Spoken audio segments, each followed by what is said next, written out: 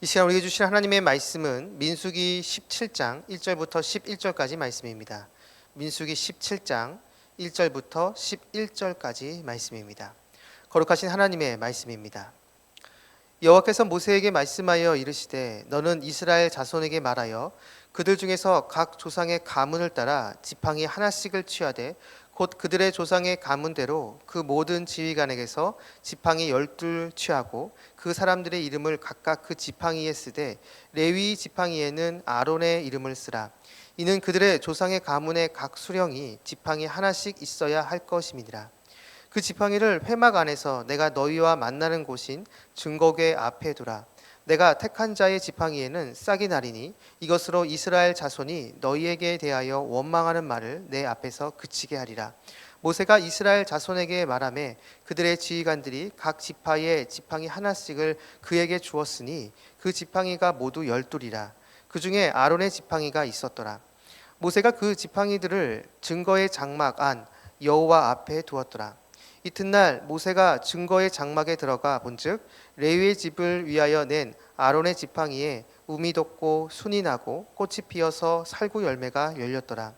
모세가 그 지팡이 전부를 여호와 앞에서 이스라엘 모든 자손에게로 가져오매 그들이 보고 각각 자기 지팡이를 집어들었더라. 여호와께서 또 모세에게 이르시되 아론의 지팡이는 증거궤 앞으로 도로 가져가다가 거기 간직하여 반역한 자에 대한 표징이 되게 하여 그들로 내게 대한 원망을 그치고 죽지 않게 할지니라. 모세가 곧 그같이 하되 여호와께서 자기에게 명령하신 대로 하였더라. 아멘. 오늘 본문 8절에 나오는 우미 돋고 순이 나고 꽃이 피어서 살구 열매가 열렸더라를 오늘 말씀의 제목으로 삼습니다. 이 말씀이 저와 여러분의 삶으로 고백되기를 간절히 축복합니다. 민수기 17장은 하나님께서 선택한 사람이 누구인지 이스라엘 백성들에게 확실하게 보여주는 장입니다.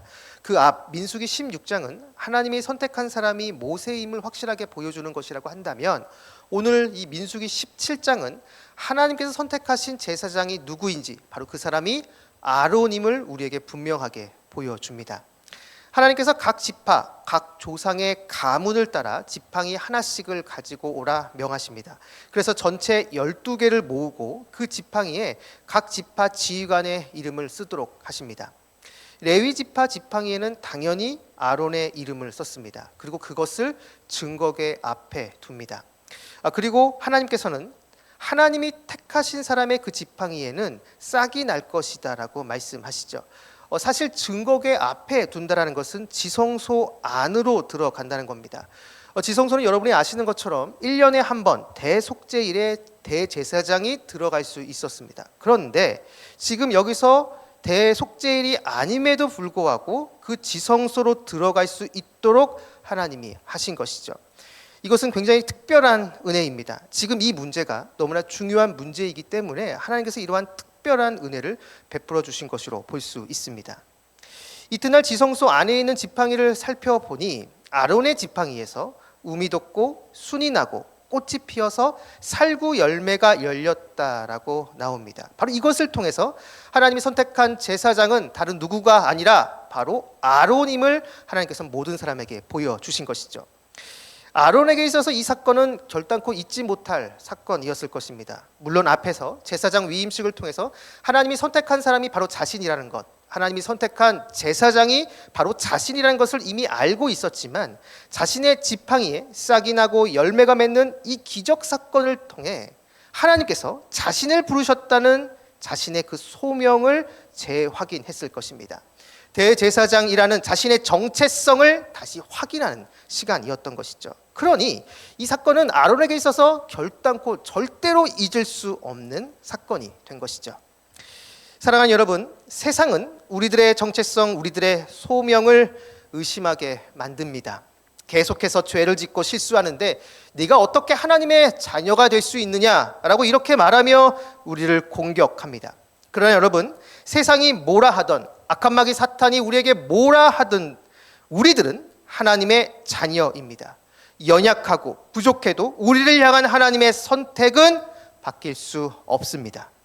아마 아론은 하나님께서 자신을 선택하셨고 부르셨다라고 확신했겠지만 계속되는 백성들의 의심과 백성들의 그 비아냥 때문에 점점점 지쳐갔을 것이고 자신의 직책에 대해 자신이 정말 잘하고 있는지 의구심이 들었을지 모릅니다. 자신은 제사장으로서 자질이 없다고 생각했을 수도 있습니다. 자, 그런 상황에서 자신의 지팡이에 싹이 나고 열매가 맺히는 것을 보고 하나님께서 자신을 선택하셨다는 그 확신을 갖게 된 것이죠.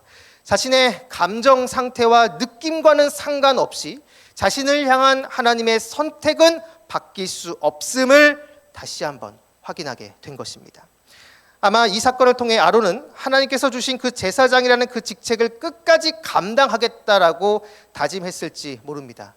주변 사람들의 이야기 그리고 자신의 그 감정 상태와는 관계없이 하나님께서 바로 자신을 선택하셨다는 이 진리의 근거에서 말이죠.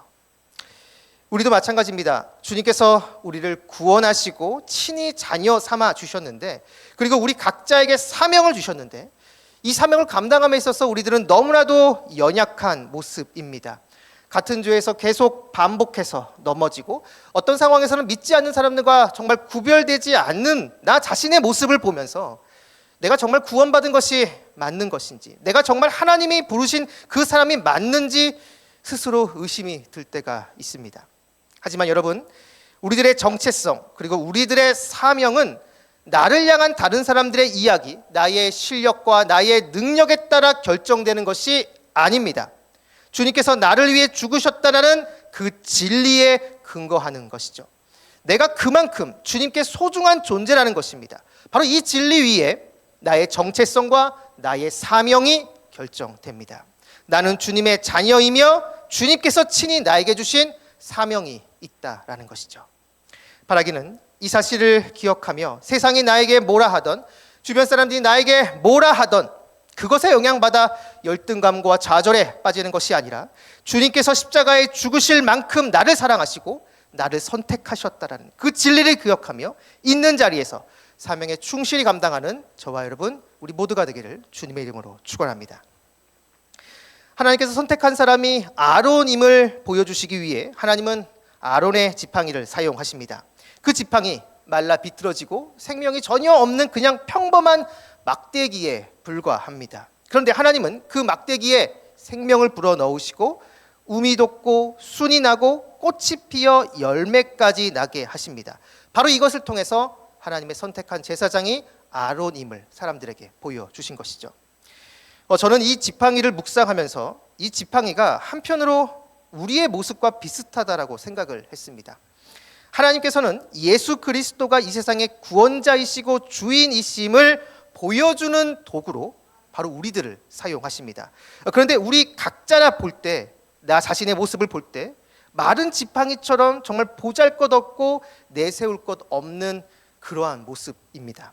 그러나 하나님은 우리에게 하나님의 생명을 불어넣으시고 주님을 닮아가게 하신 후 삶의 열매, 즉 성령의 열매를 맺게 하십니다. 바로 그러한 모습으로 세상을 향해 주님의 주님 되심을 드러나게 하는 것이죠. 바로 그 도구로 우리를 사용하십니다. 감리교 창시자인 존 웨슬리는 자신을 불 속에서 꺼낸 타다 남은 막대기다라고 고백을 했습니다.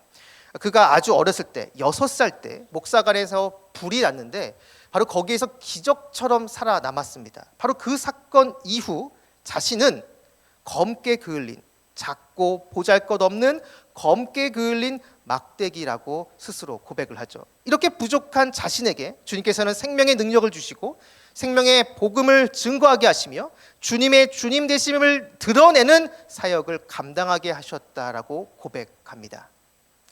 사랑하는 여러분, 웨슬리의 이 고백은 바로 우리의 고백이 돼야 합니다.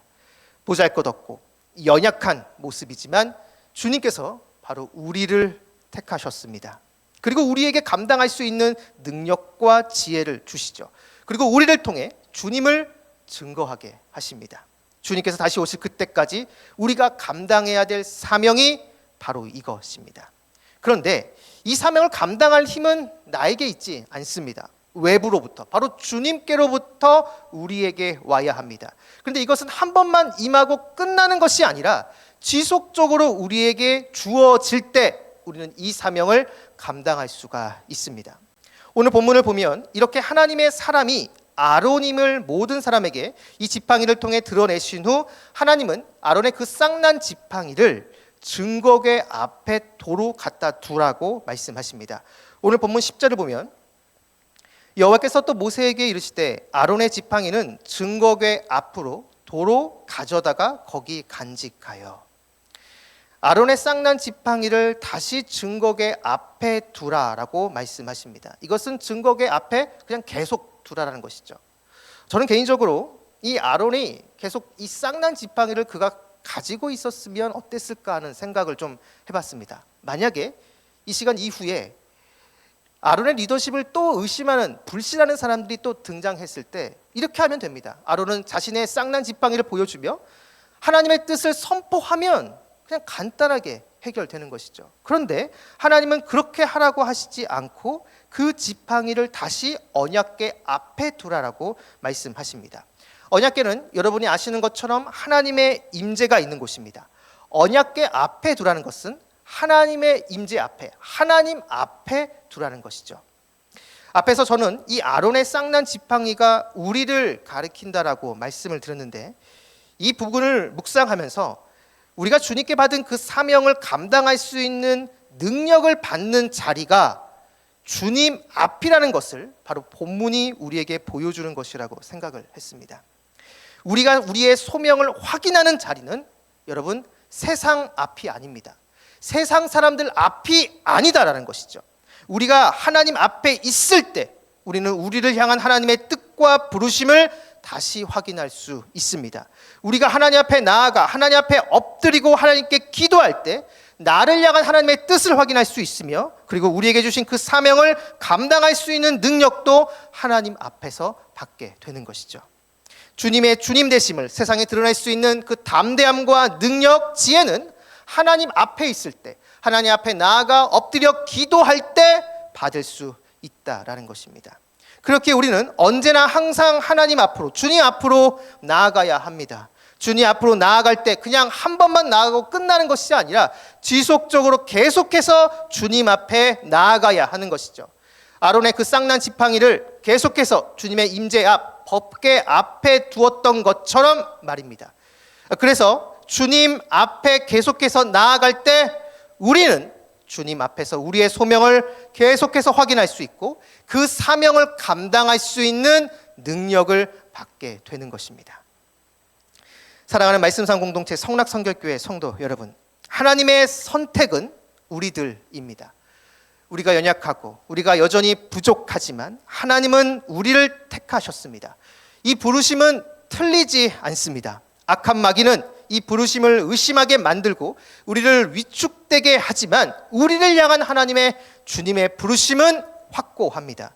이 부르심을 계속해서 충실하게 감당하기 위해서는 주님 앞으로 나아가야 합니다. 주님 앞에 서야 하는 것이죠. 우리가 주님 앞에 설 때 우리는 이 사명을 감당할 수 있는 능력을 받게 됩니다. 우리는 분명 연약하지만 강한 주님의 능력이 우리가 주님 앞에 설 때 바로 그때 주님의 그 능력이 우리와 함께 합니다.